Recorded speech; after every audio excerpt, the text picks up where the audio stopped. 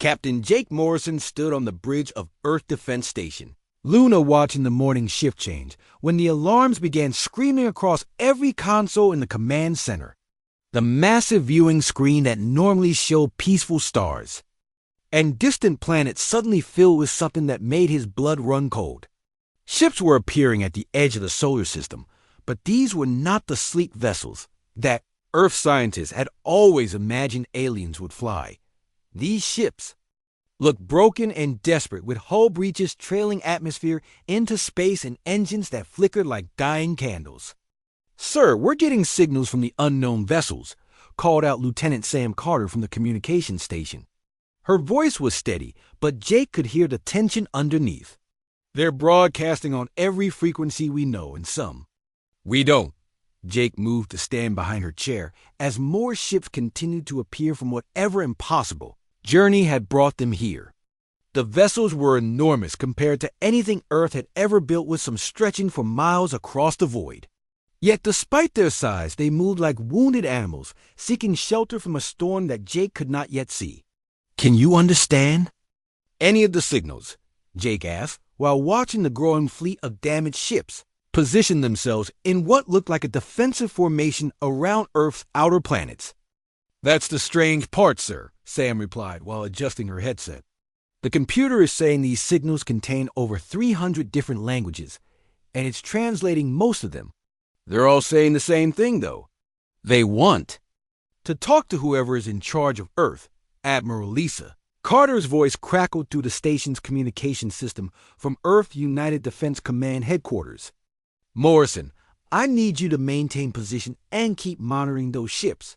We're scrambling every available vessel, but I want your station ready for anything," Jake acknowledged the order while watching more alien vessels emerge from the darkness. Between stars, Dr. Alex Bennett's face appeared on one of the smaller screens as the xenobiologist joined the emergency conference from his laboratory on Mars. His usually calm expression showed the excitement and fear that everyone was feeling. "Admiral, these signals are unlike anything in our databases," Dr. Bennett said while data scrolled across his screen. "The technology required to broadcast in so many languages simultaneously suggests a civilization far more advanced than ours. Yet something about their formation patterns suggests they're running from something." Colonel Ryan Torres reported from the lunar military base that Earth's modest fleet was moving into position around the home world. The ships that humanity had built for exploring the outer planets and defending against asteroids looked like toys compared to the massive alien vessels that continued to arrive. Yet Torres had positioned them with the tactical skill that had made him Earth's top military strategist. "We're getting a priority transmission on the main diplomatic channel," Sam announced as her equipment translated the incoming message. "They're asking for Admiral Carter specifically, and they say they represent something called the Galactic Council." Lisa Carter's image appeared on the main screen from her command center deep beneath the Rocky Mountains. Her gray hair was pulled back in, the severe style she wore during crisis, and her blue eyes held the determination that had earned her command of Earth's defenses. "Put them through, Lieutenant."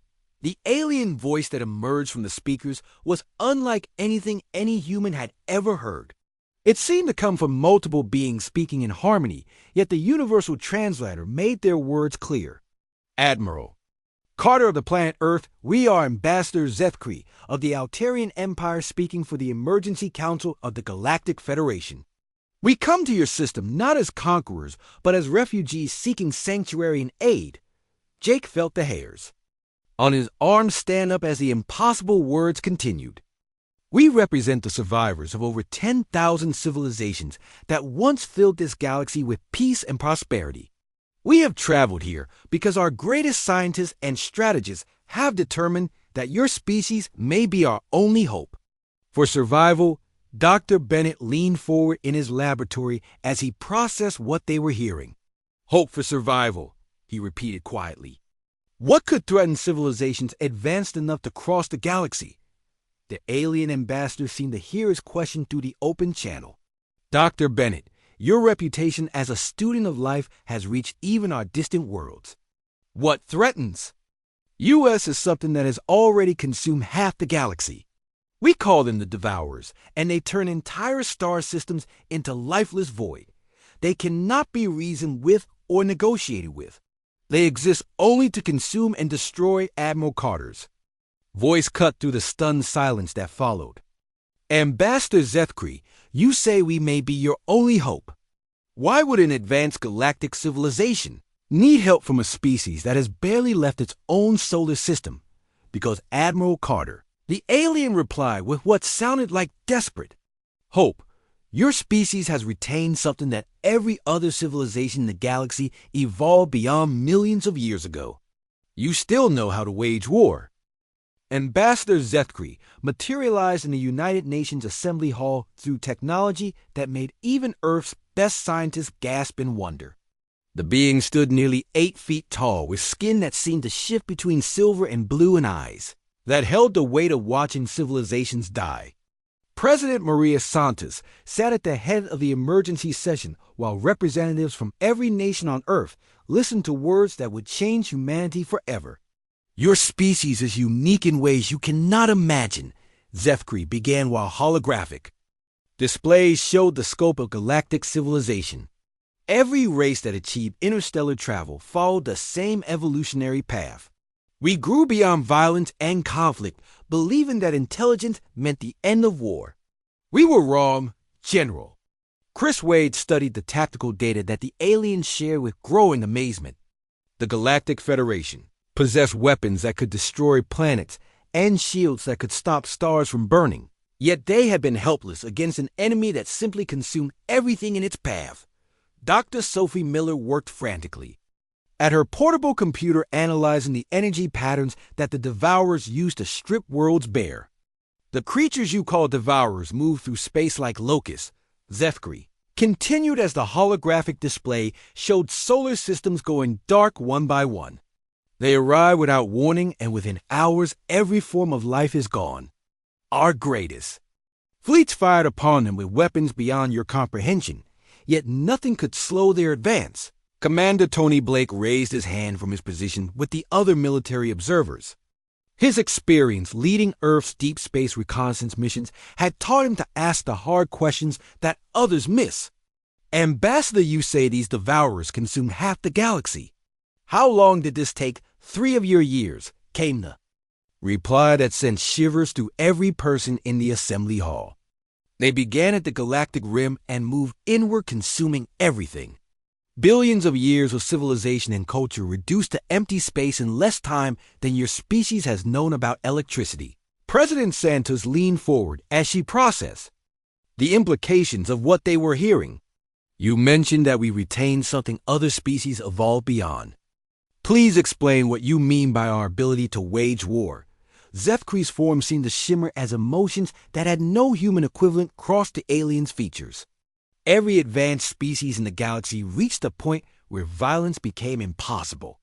For them, we developed beyond the need for conflict and created civilizations based on pure logic and cooperation. We thought this made us superior to primitive worlds like yours. Captain Lisa Parks stood up from her position with the other Earth Defense Force officers. Her training in combat tactics and psychological warfare had prepared her for many scenarios. But not for this conversation. Are you saying that because we still fight wars and have armies, we're somehow better equipped to face this threat? Not better, Captain Park, the ambassador replied. Different in a way that may save us all. When the Devourers attacked our world, we responded with logic and defensive strategies. We tried to understand their motives and find peaceful solutions. We never considered that some enemies cannot be reasoned with. Dr. Miller looked up from her analysis with wide eyes full of terrible understanding. The energy readings you've shown us suggest these Devourers don't just consume matter. They feed on something else entirely. Correct, Dr. Miller, Zethkri confirmed. They consume what we call life essence, but what your scientists might recognize as the peaceful energy that evolved species naturally emit. The more civilized and advanced the species becomes, the more attractive they are to the Devourers as a food source. General Wade felt a cold realization settling in his mind as he studied the tactical data. That's why your advanced weapons didn't work. You've been fighting like civilized beings against something that has no concept of civilization. Exactly, General Wade, the ambassador said with something that might have been hope in the alien voice. Your species still possesses what we call the warrior gene. You understand concepts like deception and surprise attacks and fighting without honor when survival demands it. These ideas are so foreign to us that our languages barely have words. For them, Commander Blake stood up as he began to understand the full scope of what was being asked of humanity. You want us to teach the galaxy how to be violent again? We want you to teach us how to survive, Commander, Zefgri replied. Our scouts report that the Devourers have consumed 90% of the galaxy and are now moving toward this spiral. Arm. They will reach Earth's region of space within 6 of your months. The assembly hall fell silent as the weight of those words settled on every person present. President Santos looked around at the faces of Earth's leaders and military commanders. Before speaking the question that everyone was thinking, what exactly are you asking us to do? We ask you to become the galaxy's military leaders, the ambassador said simply. To take command of our surviving fleets and teach our people how to fight like humans. To show us how to wage the kind of war that might actually stop the Devourers before they consume everything that has ever lived. Earth transformed overnight into something no human had ever imagined as alien refugees flooded the solar system, with ships carrying the survivors of 10,000 civilizations. Dr. Rachel White worked around the clock in laboratories that now house technology beyond human understanding while trying to decode samples of Devourer material that surviving scouts had managed to collect. The black substance seemed to absorb light and energy while giving off a code that had nothing to do with temperature. Engineer Paul Rodriguez led teams of humans and aliens working together to retrofit Earth's modest fleet with weapons and shields that had protected galactic civilizations for millions of years. The process should have taken decades, but the desperate need for speed pushed everyone beyond their normal limits. Human adaptability combined with alien knowledge created hybrid vessels that neither species could have built alone. Admiral Kevin Johnson found himself commanding battle groups that included beings from species he could not pronounce the names of. The aliens watched with fascination and horror as human instructors taught them concepts that their evolved minds had trouble grasping. The idea of attacking an enemy's weakness instead of meeting strength with strength was so foreign to them that some species needed days just to understand the basic principle. Major Amy Clark established training camps on Mars where surviving alien warriors learned from Earth's special forces. The aliens possessed physical abilities that far exceeded human limitations, but they approached combat like a formal dance, with rules and honor codes that would get them killed against the Devourers. Teaching them to fight dirty and use deception felt like corrupting children, but Clark knew their lives depended on learning these harsh lessons. Captain Steve Davis commanded the first joint human-alien patrol ships that ventured beyond the solar system to engage Devourer scouts. The encounters were brief and vicious, with the enemy ships showing no interest in communication or surrender. They simply attacked until destroyed or until they consumed enough matter to continue their advance toward populated systems. What shocked the alien crew members was that human tactics actually worked against an enemy their advanced weapons could not touch. Dr. Ben Hughes made the discovery that changed everything when he analyzed the energy patterns that the Devourers used to feed. The creatures were not just consuming matter and energy, but were draining the peaceful life force that evolved species naturally generated. Species that had developed beyond violence produced more of this energy, making them premium targets for the cosmic predators. The more civilized a species becomes, the more attractive they are to these things. Hughes explained to the Joint Scientific Council, "It's like they're drawn to the spiritual evolution that advanced civilizations achieve. Humans produce much less of this peaceful energy because we still carry our aggressive instincts." Lieutenant Sam Carter worked with alien communication specialists to coordinate the growing fleet that surrounded Earth. The logistics of managing ships from thousands of different species with incompatible systems would have been impossible without human organizational skills that the aliens found remarkably efficient. where galactic civilizations had developed. Complex bureaucratic systems, humans simply assigned tasks and expected results. The first major test came when Devourer scouts reached the outer edges of the solar system and began their feeding process on the asteroid belt.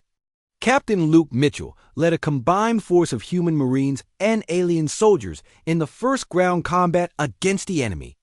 The Devourers moved like living shadows, consuming everything they touched, but human tactics disrupted their feeding patterns in ways that surprised everyone. "They don't understand urban warfare," Mitchell reported after the successful engagement. "These things have never faced an enemy that uses the environment as a weapon. When we started using guerrilla tactics and hit-and-run attacks, they couldn't adapt fast enough. The victory was small, but it proved that the impossible might be possible." News of the successful engagement spread through the refugee fleet, and for the first time since the Devourer invasion began, alien species felt something they had forgotten how to feel. Hope returned to beings who had watched their civilizations die because humans had shown them that even the most terrible enemy could be fought and defeated. Dr. Sophie Miller worked with alien scientists to understand why human aggression disrupted the Devourer's feeding process. The answer lay in the chaotic energy that humans generate when fighting for survival. Unlike the ordered, peaceful energy that evolved species produced, human combat emotions created interference patterns that made it difficult for the Devourers to maintain their feeding connections. General Chris Wade coordinated with alien fleet commanders to plan the first major offensive against the Devourer's staging area. The aliens had weapons that could crack planets, but they had never learned to use them tactically. Human military doctrine provided the strategic framework that turned overwhelming firepower into effective combat operations. The transformation of Earth's solar system continued as more refugee ships arrived daily. Alien families who had fled the destruction of their home worlds watched human children playing war games and began to understand that what they had considered primitive behavior might actually be the key to galactic survival. The youngest aliens adapted fastest to human military concepts, while their elders struggled to overcome millions of years of evolutionary programming that had made violence impossible for them to comprehend. Fleet Admiral Nicole Thompson stood on the bridge of the newly christened Earth Command Ship as the largest military force in galactic history prepared for humanity's first major offensive against the Devourers. The combined fleet stretched across space for thousands of miles, with human vessels integrated among alien ships that had been retrofitted with Earth's aggressive tactical systems. The target was a Devourer staging ground where the enemy had established a feeding station around a dying star system. Colonel Matt Johnson reviewed the ground assault plans with his mixed unit of human marines and alien soldiers who had finally learned to think like warriors instead of peaceful diplomats.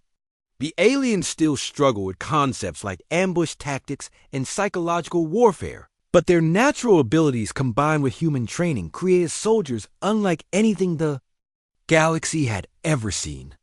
Species that could phase through solid matter now use that ability to infiltrate enemy positions, while beings with natural armor plating learned to become mobile weapons platforms. Lieutenant Sam Carter piloted one of the experimental fighters that represented the perfect fusion of human ingenuity and alien technology.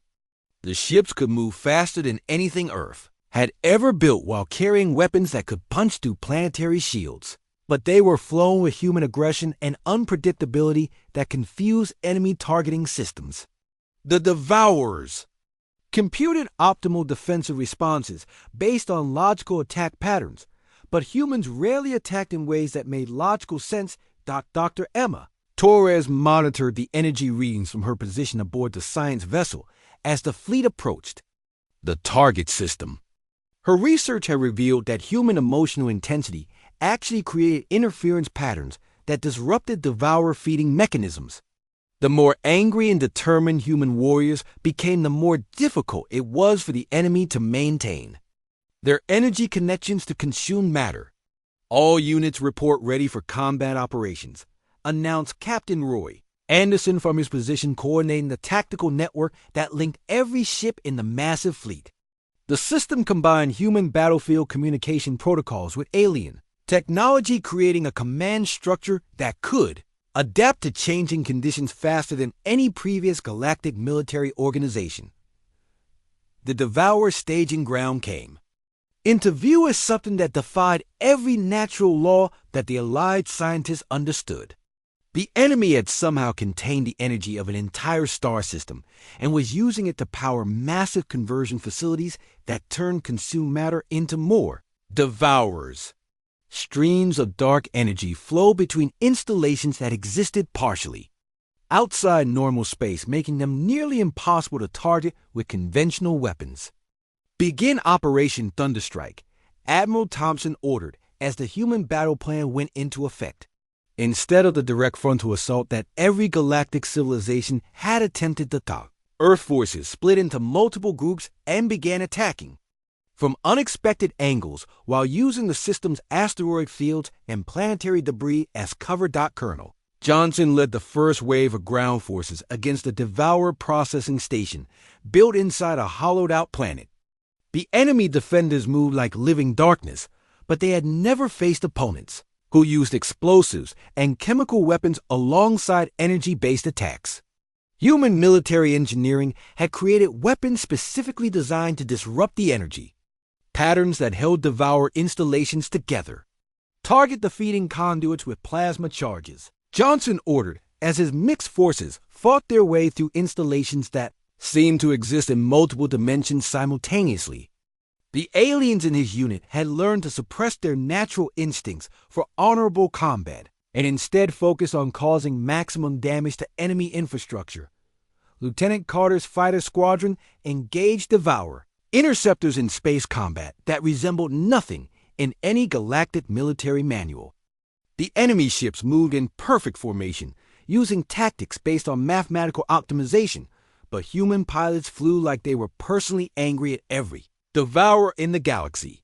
The emotional intensity that powered human combat created energy signatures that interfere with enemy coordination systems. Dr. Torres watched her instruments with growing excitement as the data confirmed her theories about human aggression disrupting Devourer operations. Admiral, the enemy feeding efficiency is dropping by 30% wherever our forces engage them directly. Human emotional energy is acting like a poison in their system. The battle raged for 6 hours as human tactics slowly overcame Devourer defenses that had never been penetrated before.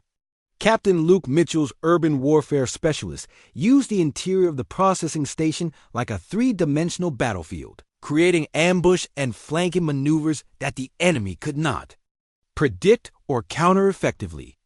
Enemy installation is beginning to collapse, reported engineer Paul Rodriguez, as the Devourer power systems failed under sustained human assault.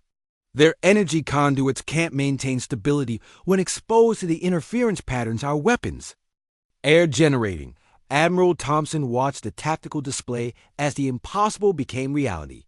The Devourer staging ground that had consumed an entire star system was breaking apart under human assault. Debris from destroyed enemy installations drifted through space while the dark energy that had powered their operations dissipated harmlessly into the cosmic background. All units, this is Fleet Admiral Thompson, she announced across the command network. Operation Thunderstrike is successful. The first Devourer installation in galactic history has been destroyed by Allied forces.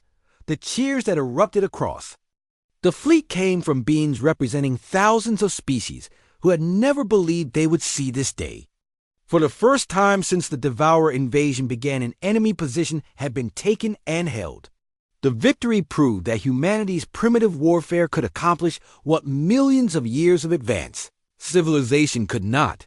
News of the successful assault spread across the galaxy faster than light as surviving civilizations learned that the impossible had happened. The Devourers could be defeated, and the key to victory lay with the violent species from a small blue planet that had never been considered worthy of galactic attention. General Janet Brooks coordinated the largest military campaign in galactic history from the command center that had been built inside the hollow core of Earth's moon. Holographic displays showed the positions of Allied forces across dozens of star systems as humanity led the first successful counteroffensive against the Devourers. The victory at the staging ground had proven that the enemy could be defeated, but the true scale of the threat was only now becoming clear as scouts reported Devourer installations throughout the galaxy. Commander Pete Williams led specialized strike teams deep into enemy territory, using tactics that would have horrified the peaceful galactic civilizations just months earlier. His forces moved like ghosts through Devourer-controlled space using captured enemy technology and human stealth techniques to cripple supply lines and communication networks that the enemy had never needed to defend.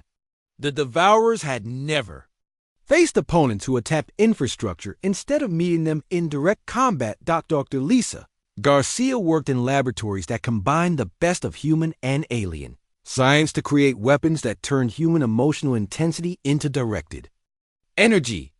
The breakthrough had come when she realized that the same aggressive instincts that made humans effective warriors could be channeled through alien technology to create weapons that actually poisoned the Devourer's feeding process. The weapons require human operators because no other species generated the correct emotional patterns. Captain Roy Anderson commanded mixed fleets where human officers worked alongside alien commanders who were learning to embrace instincts their species had suppressed for millions of years. The transformation was remarkable as beings who had never known violence discovered they possessed warrior capabilities that had been buried beneath evolutionary programming. The most peaceful species often made the most effective fighters once they learned to access their suppressed aggressive nature. Strike Team Alpha reports successful infiltration of the enemy communication hub in the Vega system, announced Lieutenant Sam Carter from her position monitoring deep space operations. The tactical network that connected all allied forces had grown into something more sophisticated than any previous galactic military system because it combined human adaptability with alien processing power. The tide of war was turning as liberated. Star systems joined the growing alliance against the Devourers. Species that had been consumed and processed by the enemy were somehow being restored to life when Devourer installations were destroyed using human tactics. Dr. Ben Hughes had discovered that the enemy stored consumed life essence in conversion facilities, and that disrupting these facilities could actually reverse the consumption process. Admiral Kevin Johnson led the assault on a major Devourer stronghold that had been built around the ruins of the once great Centauran civilization. The enemy had turned the entire system into a massive feeding operation, but human intelligence gathering had identified weaknesses in their defensive network that could be exploited using guerrilla warfare techniques that no galactic species had ever developed. All ground units prepare for Operation Restoration, ordered Colonel Matt Johnson as his forces prepared to assault the installation that held the life essence of billions of consumed beings. The mission was unlike anything attempted in galactic history because success would not only destroy enemy capabilities but would also bring entire civilizations back from what everyone had assumed was permanent death. Engineer Paul Rodriguez had developed specialized equipment that could interface with Devourer technology using human neural patterns. The devices required operators who could maintain aggressive emotional states while performing delicate technical operations. Only humans seemed capable of the contradictory mental states required to hack enemy systems while fighting for their lives. The assault began with Captain Steve Davis leading fighter squadrons in attacks designed to confuse and overwhelm Devourer response systems.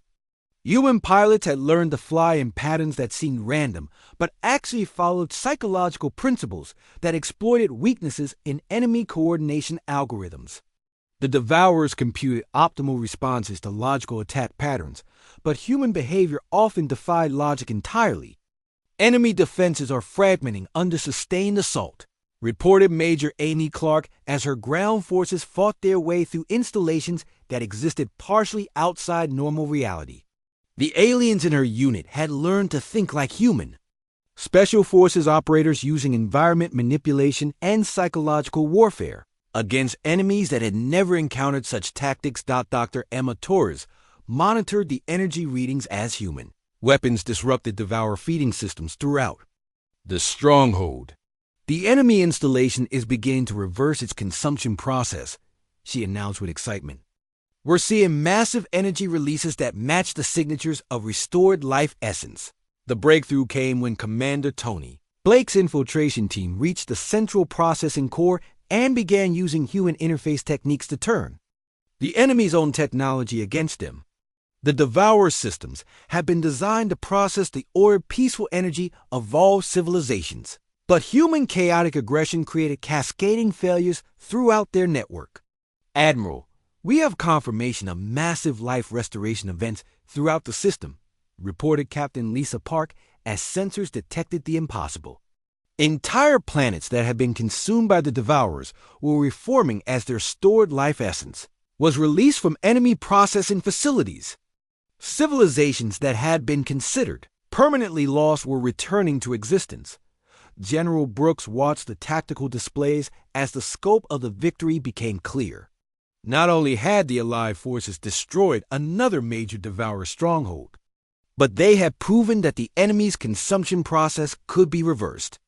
Billions of beings who had been consumed were returning to life as their civilizations reformed around restored worlds.